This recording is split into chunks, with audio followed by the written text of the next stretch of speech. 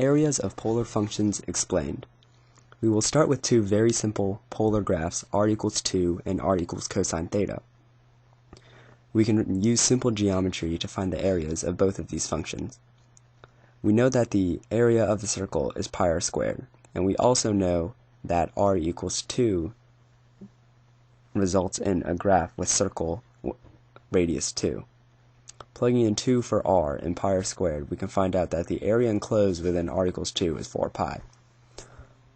With cosine theta, we know that when theta equals 0, r equals 1, and the resultant figure of this graph is a circle with diameter 1. This means the radius is 1/2, and when plugged in for pi r squared, we know that the area enclosed for a cosine theta graph is pi over 4.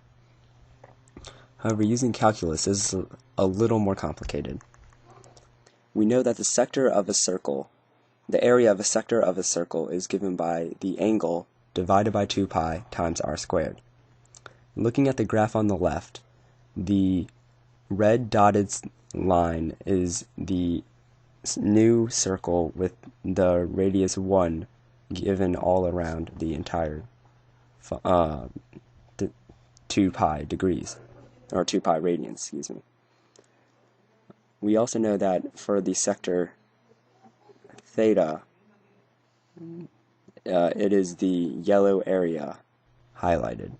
However, we can use simple geometry to find the yellow and green parts of the area. The problem is the green area, which is extraneous to the function. However, you may notice that in the graph on the right, as theta becomes smaller, the area that is the issue also gets smaller, which in this case is the light blue highlighting. So as theta gets very small, the problem area also gets very small and becomes 0, similar to how the left and right hand sums for a rectangle on a rectangular graph can be thrown away after theta or dx gets infinitesimally small. Knowing this, we know that the area is delta theta over 2 times r squared. This is derived from delta theta over 2 pi times pi r squared, with the pi's canceling in the numerator and denominator.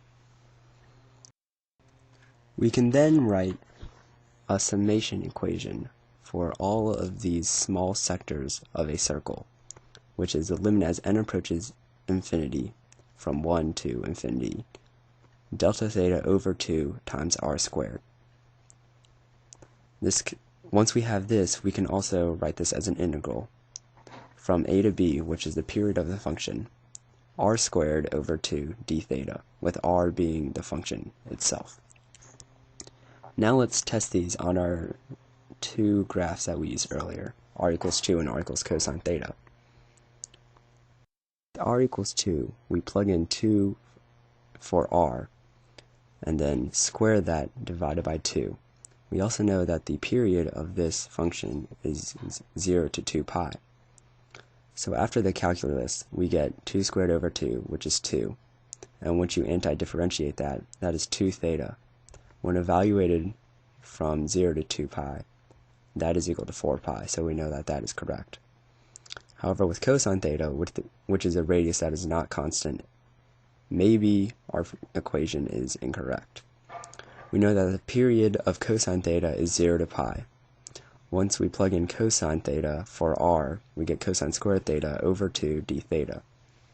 Going in through the anti-differentiation steps, we finally get pi over 4, which means that our equation holds true for this equation as well.